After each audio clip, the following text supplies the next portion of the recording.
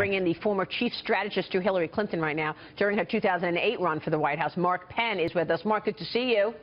Morning. Let's start with the Republicans. Cruz, Rubio seem to be throwing whatever they can at Trump ahead of Super Tuesday to see what might stick. Is it too little, you think, and too late at this point? They should have been much more aggressive earlier on.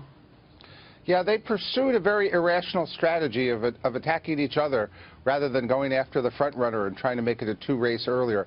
It looks like too little, too late. Rubio does seem on fire. I mean, the question isn't whether he could win on Super Tuesday. Can he come within 120 delegates of Trump so that he has a chance on March 15th? If he doesn't, if it's a 200-delegate blowout, then he really has no chance. What's your take on a Hillary Clinton, Donald Trump election at the end of the day? Is this Hillary's dream to be competing against Donald Trump? Well, I think when you think about it, Hillary Clinton is fully vetted. I think they've thrown everything at Hillary you ever can, and she's standing strong. Donald Trump is new, and I think people are just learning about him, and I think he's got much greater vulnerabilities. I've said all along, look, I think if it's Trump, Hillary Clinton, I think Hillary Clinton will win decisively, and it will bring the country together around a lot of themes that Donald Trump is trying to divide the country around. Well, two things. I don't think she's standing strong, and I don't know that she would bring the country together. I think that's debatable, but go ahead, Michael. Well, Mark, along those lines, let's assume that Super Tuesday goes according to script and Hillary wins an overwhelming victory. Does she now start pivoting towards the national race? And if so, what does she do about Trump? And how does she handle him better than his Republican rivals have? I think definitely if she does as expected or very well, she will start to pivot. She will start to pivot, I think, both with a stronger vision about where she wants to take the country. And I think that the notion of characterizing Trump early, the way Romney was characterized early, I think has got to be there, because if there's one thing you learn about phenomenon in politics, once they're out of the bag, they're very hard to stop. And Donald Trump is now out of the bag. Yeah, good point. But what do you characterize him as that hasn't already been done? In other words, nothing has seemed, no matter what he says, it doesn't seem to hurt him. What do you think she can do that will stick better than the things that have already been done or that he's done to himself? Oh, I don't really think anything has really been tried consistently with Donald Trump. What is the frame? I think Rubio has set out the notion, that you can't trust him. After all, Hillary neutralizes the trust issue between them. There's no question who's more qualified to be president, who's better to be commander-in-chief. I think the idea of Donald Trump as commander-in-chief, roll out the 3 a.m. ad, I think it'll certainly work against Donald Trump. And I think the question is, where does he really stand on domestic policies? I think Rubio is being effective. He was just way too late. We got to get your take on this soundbite, because Trump is taking a lot of heat for the David Duke endorsement. He did dismiss it, though, on Friday. Listen to this, Mark. I didn't even know he endorsed me. David Duke endorsed me? Okay. All right. I disavow. Okay? Was that enough? Because then it looked like he came back and he was sort of, just cloudy on it 2 days later. So what was that all about?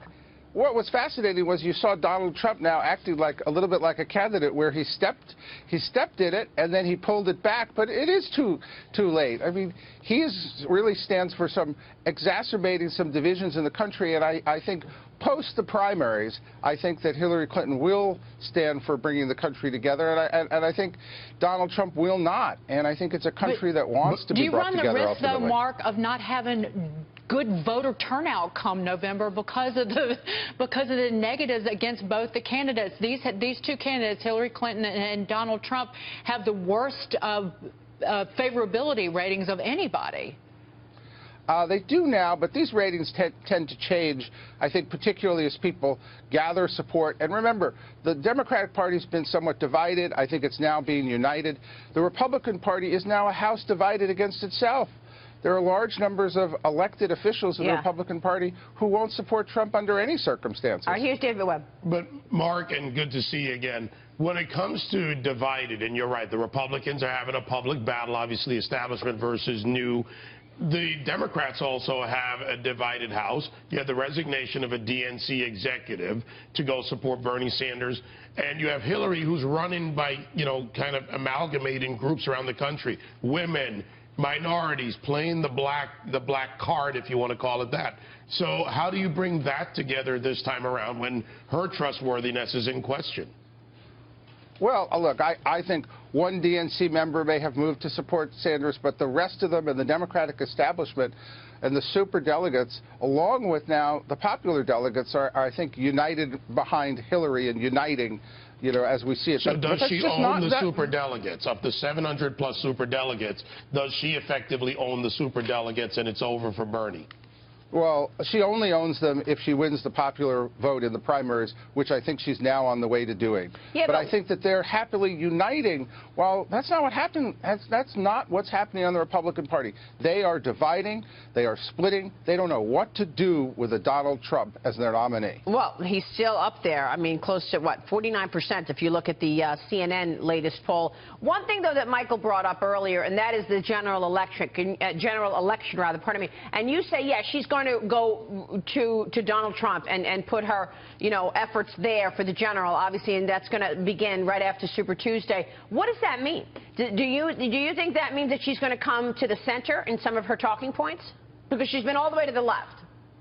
Well, look, I think primaries tend to run more right and more left, but there are a lot of issues, I think, for the economy, the budget, you know, educational plans, a lot of issues, I think, that will come out that will by necessity bring her closer to the center, just because every Democratic nominee post the primaries, I think, gets to talk about a new set of issues that have been left out. And I think Donald Trump will try to move somewhere to the center. I think you're going to see the other third of the electorate that's been left out now be talked to by both of these candidates. All right, we'll leave it there. Mark, good to see you. Thanks so much.